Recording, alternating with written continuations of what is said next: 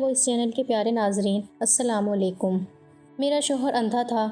جب وہ میرے قریب آنے لگتا تو میں اپنی نوکرانی کو برہنہ کر کے اس کے آگے کر دیتی اور خود سائڈ پر بیٹھ کر دیکھا کرتی۔ ایک مرتبہ شوہر کا آدھا میرا غصے کی شدت سے بہت برا حال ہو رہا تھا، سمجھ نہیں آ رہا تھا کہاں جاؤں، کیا کروں۔ گھر والوں نے بھی میرے ساتھ بہت زیادتی کی تھی۔ محض پیسے کے لیے اندھے شخص کے ساتھ بیاہ دیا تھا۔ ایک ایسا انسان تھا جو اپنی مرضی سے دنیا کو دیکھ بھی نہیں سکتا تھا، کہیں پہ اکیلے آ جا نہیں سکتا، اسے میرا ہمسفر بنا دیا تھا۔ انہیں تو اس چیز کا فائدہ ہو گیا تھا، انہیں ضرورت کو پورا کرنے کے لیے پیسہ مل گئے تھے، مگر میں کہاں جاتی، مجھے تو کوئی راستہ نظر نہیں آ رہا تھا۔ تب ہی دروازے کے پاس کھٹ کھٹ کی آواز سنائی دی تھی۔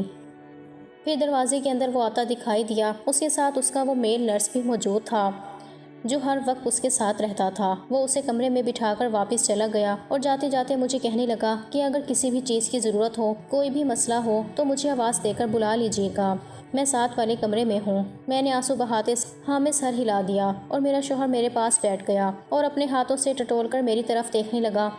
غصے کی ایک لہر میرے پورے وجود میں دوڑ گئی تھی۔ میں نے اس کا ہاتھ پیچھے جھٹک دیا تھا۔ اس کے چہرے پر حیرت کے تاثرات ابھرے۔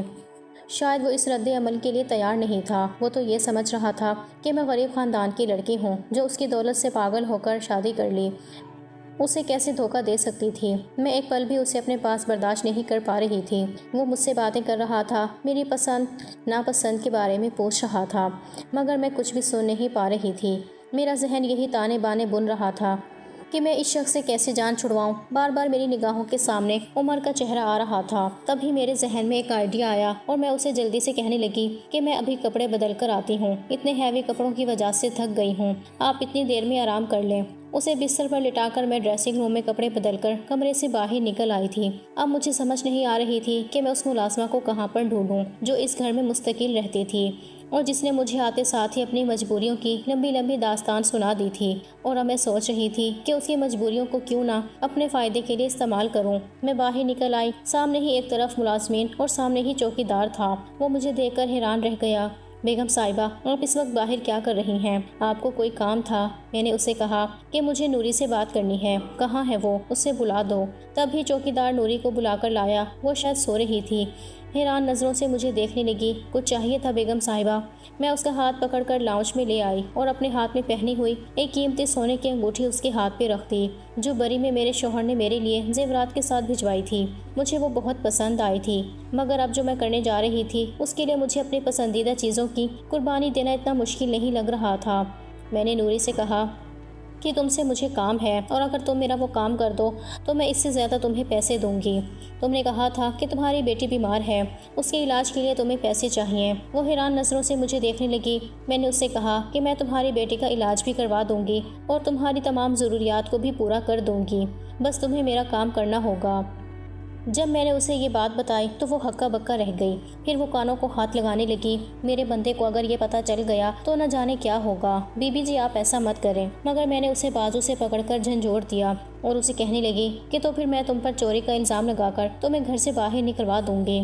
وہ پھٹی پھٹی آنکھوں سے میرے چہرے کی طرف دیکھنے لگی۔ اس کے پاس کوئی چارہ نہیں رہا تھا کہ وہ میری بات مان لے۔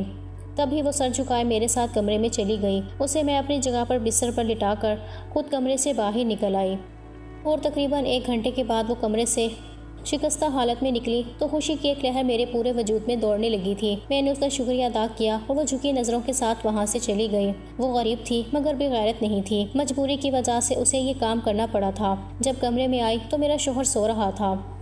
میں بھی ایک جگہ پر لیٹ گئی اور سوچنے لگی کہ بر وقت میرے دماغ نے کام کر لیا، ورنہ اس شخص کو برداشت کرنا میرے لیے ممکن نہیں تھا۔ وہ مجھ سے بہت اچھی طریقے سے بات کرتا، میرا بہت خیال رکھتا، مجھ سے بہت محبت کرتا تھا، مگر اسے دیکھ کر ایک نفرت کا احساس میرے پورے وجود میں چھا جاتا اور مجھے سخت ناگواری کا احساس ہونے لگتا تھا۔ میرا تو دوبارہ اپنے امی ابو سے بات کرنے کا دل ہی نہیں کر رہا تھا۔ جو کچھ انہوں نے میرے ساتھ کیا تھا اس کے بعد میں واپس جانے پر تیار نہیں تھی۔ پھر ایک دن امی خود آ گئی اور روتے ہوئے مجھے گلے لگا لیا اور شکوہ کرنے لگی کہ تم اتنے دن سے ایک بار بھی ملنے کے لیے نہیں آئی۔ امی کی بات سن کر میرا دل پھر سے بھر آیا تھا۔ تبھی میرا شوہر کہنے لگا کہ تم ان کے ساتھ کچھ دن کے لیے چلی جاؤ۔ یوں میں امی کے ساتھ رہنے کے لیے آ گئی اور پھر ایک دن میری عمر سے ملاقات ہوئی تھی۔ اس کو دیکھ کر پرانی محبت بیدار ہو گئی۔ اس نے بھی ایک شکوہ کن نظر مجھ پر ڈالی اور دوبارہ سے وہ اپنے کام میں مصروف ہو گیا تھا۔ وہ اس وقت چھت پر پتنگ اڑا رہا تھا۔ کافی دیر تک اسے نظر انداز کرنے کی کوشش کی، مگر جب خود پر قابو نہ پا سکی تو بالآخر میں دل کے ہاتھوں مجبور ہو کر اس کی طرف مخاطب ہو بیٹھی تھی۔ اور پھر اس کے شکوے بھری باتیں سن کر مجھے اندازہ ہو گیا کہ وہ بہت دکھی ہے۔ اس سے زیادہ تو میں دکھی تھی۔ اس سب میں میرا کوئی قصور بھی نہیں تھا۔ اس کے چہرے کی طرف دیکھتے ہوئے میرے ذہن میں وہ گھناؤنا خیال آیا اور میں سوچنے لگی کہ اس خیال کو تکمیل تک کیسے پہنچاؤں۔ گھر آنے کے بعد میں نے اپنے منصوبے پر عمل درآمد کرنا شروع کر دیا۔ وہ ملازمہ اپنی مجبوری کی وجہ سے میری بات ماننے پر مجبور تھی۔ اس کی طرف سے تو مجھے اطمینان تھا کہ وہ یہ بات کسی کو نہیں بتا سکتی۔ دوسری طرف علی تھا جو میرے شوہر کا چمچہ تھا۔ اس کا بہت زیادہ مخلص تھا، ہر بات اسے بتاتا تھا۔ اسے راستے سے ہٹانے کے لیے پھر میں نے یہ منصوبہ بنایا۔ آدھی رات کو فون کر کے میں نے اسے کمرے میں یہ کہہ کر بلایا کہ میرے شوہر کی طبیعت خراب ہے۔ وہ فوراً سے کمرے میں آ گیا۔ تب میں چیخنے لگی، شور مچانے لگی۔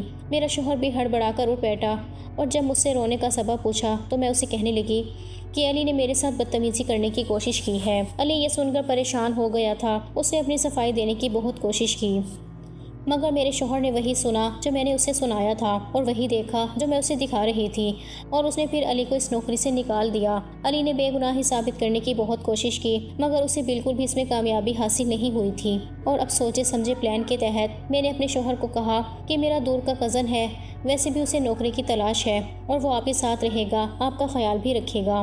یہ سن کر میرا شوہر کہنے لگا کہ اگر تم کہہ رہی ہو تو صحیح ہوگا، یوں بھی تم سے زیادہ میرے ساتھ اور کون مخلص ہو سکتا ہے۔ ان کی بات سن کر ایک پل کو میں شرمندگی کی گہرائیوں میں ڈوب گئی تھی کہ میں ان کے ساتھ کیا کر رہی تھی اور ان کے بارے میں میرے کیسے جذبات تھے، مگر میں نے اپنے جذبات کو سلا دیا تھا اور پھر میں نے عمر کو گھر میں بلا لیا تھا، اسے علی کی جگہ دے دی تھی اور وہ بھی میری وجہ سے یہ کام کرنے پر تیار ہو گیا تھا۔ یوں بھی یہ اتنا بڑا گھر تھا، یہاں پر وہ آرام سے رہ رہا تھا، اسے کسی چیز کی کوئی کمی نہیں تھی اور یہاں پر اسے میری قربت بھی میسر تھی۔ ہم دونوں ہی بہت خوش تھے، کامیابی سے کھیل کھیل رہے تھے۔ میں اپنی ملازمہ کو اپنے کمرے میں بلا لیتی تھی اور خود عمر کے کمرے میں چلی جاتی تھی۔ سب کچھ میری مرضی کے مطابق ہو رہا تھا۔ ایک دن میرے شوہر کہنے لگے کہ میں کام کے سلسلے میں ملک سے باہر جانا چاہتا ہوں۔ یہ سن کر میں بوکھلا گئی کہ اگر وہ ملک سے باہر جائیں گے تو عمر بھی ان کے ساتھ جائے گا اور عمر کے بغیر میں کیسے رہ سکتی ہوں۔ تبھی باتوں باتوں میں نے ان سے پوچھا کہ آپ اپنے ساتھ کس کو لے کر جائیں گے؟ آپ کا خیال رکھنے کے لیے بھی کوئی ہونا چاہیے۔ وہ کہنے لگے کہ میرے ساتھ میرا دوست جا رہا ہے، وہ میرا خیال رکھے گا۔ ان کی بات سن کر میں مطمئن ہو گئی۔ مجھے بھلا اس بات پر کیا اعتراض ہو سکتا تھا؟ وہ پھر ملک سے باہر چلے گئے تھے۔ یہ کچھ دن میں نے بہت بھرپور انداز میں گزارے تھے۔ اپنے شوہر کے پیسے کا استعمال کرتے ہوئے میں عمر کے ساتھ عیش کر رہی تھی۔ پورے پاکستان میں وہ جگہ ہیں جہاں پر میں ویسے جانے کا تصور بھی نہیں کر سکتی تھی۔ ان سب جگہوں پر نہ صرف ہم دونوں گھومنے کے لیے گئے تھے بلکہ ہم دونوں نے بہت زیادہ انجوائے کیا تھا۔ زندگی میں آنے والے یہ لمحات ہم لوگوں نے بھرپور طریقے سے گزارے تھے۔ ہم دونوں ہی بہت خوش تھے۔ اور پھر کچھ دنوں کے بعد جب میرا شوہر گھر آ گیا تو وہ پہلے سے بدلا ہوا لگ رہا تھا۔ انہوں نے مجھ سے اسی انداز میں ہی بات کی تھی، مگر پھر بھی ان کا لہجہ بدلا ہوا تھا۔ دیکھنے میں وہ پہلے سے زیادہ صحت مند ہو گئے تھے۔ ان کے چہرے پر بھی سنجیدگی طاری تھی۔ اور رات کو پھر حسب معمول میں نے ملازمہ کو اپنے کمرے میں بلا لیا اور پھر خود عمر کے کمرے میں چلی گئی۔ مجھے اس کے کمرے میں گئے ہوئے تھوڑی ہی دیر گزری تھی جب ایک دم دروازہ کھلا اور کمرے کی لائٹ آن ہو گئی، اور جب میں نے پیچھے مڑ کر دیکھا تو میں نے جب آنکھیں کھولی تو گھر میں غربت کا ماحول دیکھا تھا۔ ساری زندگی ہر چیز کے لیے ترستے ہوئے گزاری تھی۔ گھر میں امی ابو کے علاوہ ہم 8 بہن بھائی تھے۔ میں بہن بھائیوں میں سب سے بڑی تھی۔ یوں گھر کے کام کاج کی ذمہ داریاں مجھ پر ہی تھیں۔ باقی بہن بھائیوں کو چھوٹا ہونے کی وجہ سے پھر بھی رعایت مل جایا کرتی تھی۔ امی کو بھی میری حرکتوں پر کافی زیادہ اعتراض رہتا تھا۔ انہیں میری سہیلیوں کے گھر آنے جانے پر اعتراض ہوتا، زیادہ وقت چھت پر گزارنے پر، غرض یہ کہ بہت ساری باتوں پر اعتراض، جنہیں میں ایک کان سے سن کر دوسری کان سے نکال دیا کرتی تھی۔ مجھے ایسا لگتا تھا جیسے اماں ہم بہن بھائیوں سے محبت نہیں کرتی، انہوں نے بس ہمیں پیدا کر کے دنیا میں لانے کی ذمہ داری ہی نبھائی ہے۔ میں صرف ایسا سوچ سکتی تھی، اماں کے سامنے ایسا کہہ نہیں سکتی تھی کیونکہ وہ چپل اتار کر مارتے ہوئے دیر نہیں لگاتی تھیں۔ کمانے والے صرف ابا ہی تھے، تینوں بھائی بہت چھوٹے تھے۔ ایسے میں گھر میں زیادہ تر دال سبزی ہی پکتی تھی۔ کبھی کبھی تو گھر میں فاقے کی نوبت بھی آ جاتی تھی۔ ہمیں اچھا کھانا مہینوں بعد ہی نصیب ہوتا تھا۔ عمر میری زندگی میں بہار کی مانند آیا تھا۔ وہ لوگ کچھ ٹائم پہلے ہی اس محلے میں آ کر آباد ہوئے تھے۔ یہ گھر انہوں نے کرائے پر لیا ہوا تھا اور وہ ہم سے بھی زیادہ گئے گزرے تھے۔ ہم ایک فائدہ تھا کہ کچا پکا ہی صحیح مگر گھر ہمارا اپنا تھا، مگر وہ لوگ تو بیچارے اپنے گھر سے بھی محروم تھے۔ عمر کی کوئی نوکری بھی نہیں تھی، وہ سارا دن دوستوں کے ساتھ یہاں وہاں گھومتا پھرتا رہتا تھا۔ ہم دونوں ہی ایک دوسرے کو پسند کرتے تھے، شادی کرنا چاہتے تھے۔ جب عمر نے میرے لیے رشتہ بھجوایا تو اماں ابا نے یہ کہہ کر رشتہ اسی وقت منع کر دیا کہ لڑکے کے چال چلن ٹھیک نہیں ہے اور نہ ہی وہ کوئی نوکری کرتا ہے۔ ایسے نکھٹو انسان کے ساتھ کا ہمیں کیا فائدہ جو بیٹی ہر دوسرے تیسرے دن رو کر مائکے کی دہلیز پر آتی رہے۔ اماں کی بات ایک حد تک ٹھیک تھی، مگر میں پھر بھی اپنے فیصلے سے پیچھے ہٹنے کو تیار نہیں تھی۔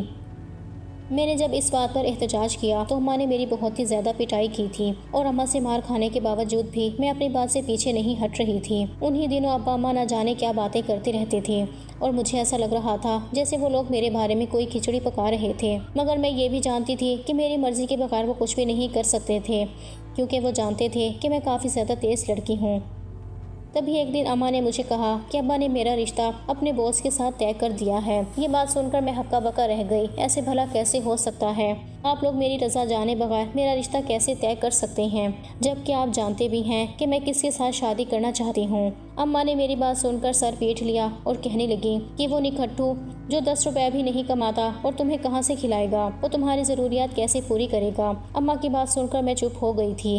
اب تو ابا بھی اس رشتے کی حامی بھر رہے تھے۔ اماں کی نسبت ابا سے میں بہت ڈرتی تھی اور ان کے سامنے تو میں ایسی بات کرنے کے بارے میں سوچ بھی نہیں سکتی تھی۔ ابا کو سانس شوگر کا مسئلہ تھا، پچھلے کئی سالوں سے شوگر کی بیماری تھی، اور اب جب انہوں نے میرا رشتہ طے کر لیا تو انہیں ان کے باس نے بہت مالی مدد بھی کی تھی، جس کے بارے میں مجھے بعد میں اندازہ ہوا تھا۔ اور پھر جب شادی سے پہلے ہی میرے لیے قیمتی زیورات اور ڈھیر کپڑے آئے تو یہ دیکھ کر کچھ پل کے لیے میں بھی وقتی طور پر بہک گئی تھی اور پھر شادی کی تیاریاں کرنے لگی تھی۔ جب مجھے اماں نے ڈرتے ڈرتے شادی والے دن یہ بتایا کہ میرا ہونے والا شوہر اندھا ہے، اسے نظر نہیں آتا، تو یہ سن کر میں نے ایک جھٹکے سے سر اٹھایا تھا۔ اماں، آپ لوگوں نے میری زندگی برباد کر دی۔ آخر آپ لوگوں نے کیا سوچ کر اس شخص سے میری شادی کی ہے؟ میری حالت دیکھ کر اماں گڑبڑا گئی اور کہنے لگی، ارے تو کیا ہوا، لڑکا بہت امیر ہے، پیسوں میں کھیلے گی تو، اور تمہارے ابا کہہ رہے تھے کہ اس کا علاج ممکن ہے، کچھ ٹائم پہلے ہی ایکسیڈنٹ سے اس کی نظر چلی گئی ہے، اور یہ بھی ہو سکتا ہے کہ وہ آپریشن کروا لے تو اس کی نظر واپس آ جائے، تو فکر کیوں کرتی ہے؟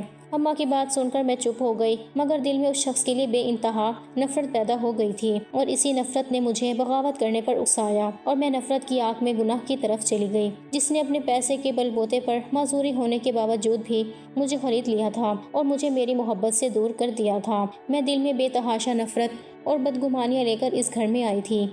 اسے اپنے روبرو دیکھ کر بھی میرے دل سے اس کے لیے نفرت کم نہیں ہوئی تھی، بلکہ میں تو اس کمزوری سے فائدہ اٹھانے کا سوچ رہی تھی، اور بالآخر میں اپنے مقصد میں کامیاب ہو ہی گئی تھی۔ بلکہ ایک طرح سے تو میں اس گھر میں خوش تھی، ایک تو مجھے اس کی غربت بھی برداشت نہیں کرنی پڑی تھی، اور دوسرا میرا محبوب بھی ہر وقت میرے پاس رہتا تھا، اور میں پیسے میں بھی کھیل رہی تھی، ہر آسائش میسر تھی۔ اب جب ہم دونوں ساری دنیا سے بے خبر ہو کر ایک دوسرے میں مدہوش ہو گئے تھے تو کمرے کی لائٹ آن ہونے پر ہم دونوں ہڑبڑا کر اٹھ بیٹھے۔ دروازے کے بیچوں بیچ میرا شوہر کھڑا تھا، وہ بالکل سامنے دیکھ رہا تھا۔ اسے دیکھ کر ایک پل کو میری سانس رک گئی، مگر اس کے اندھا ہونے کا سوچ کر میری سانس میں سانس آئی تھی۔ کافی دیر تک وہ وہیں پر کھڑا رہا۔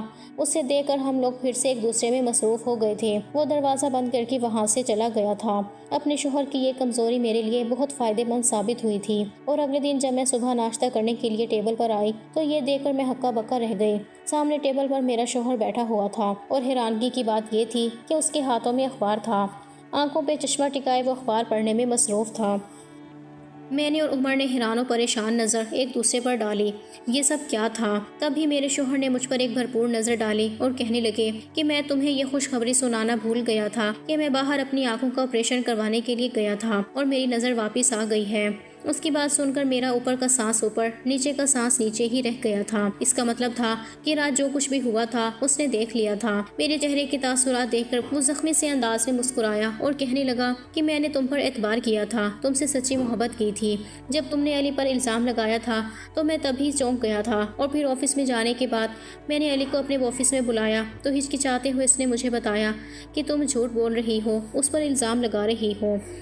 اس سب میں نہ جانے تمہارا کیا مقصد ہے، اور تبھی میں تمہاری حقیقت خود جاننا چاہتا تھا۔ میں کسی کے منہ سے تمہارے بارے میں کچھ بھی سننا نہیں چاہتا تھا، اور مجھے بھی یہ خبر نہیں تھی کہ وہ سچ کہہ رہا ہے یا جھوٹ کہہ رہا ہے۔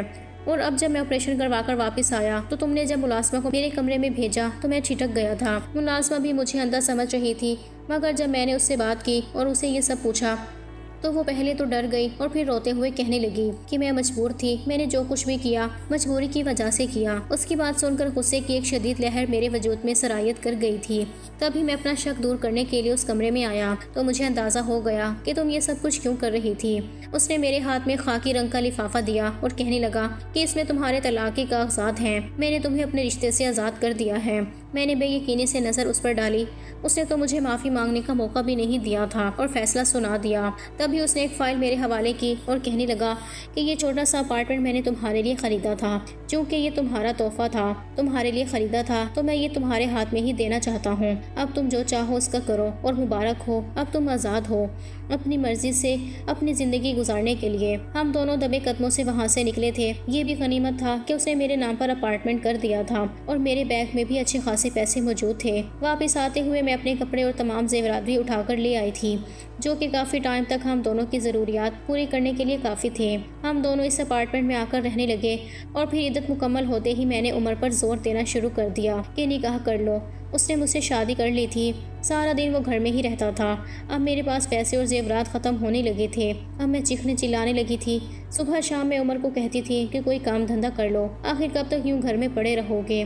جب بھی میں اسے یہ بات کہتی تو وہ مجھے پیار سے ٹال دیتا، مگر اب میری برداشت جواب دے گئی تھی۔ اب میں اسے غصے سے کہتی تھی، اسی وجہ سے اس نے مجھ پر ہاتھ اٹھانا بھی شروع کر دیا تھا۔ جب بھی اسے کمانے کی بات کرتی تو وہ مجھ پر غصہ کرنے لگتا۔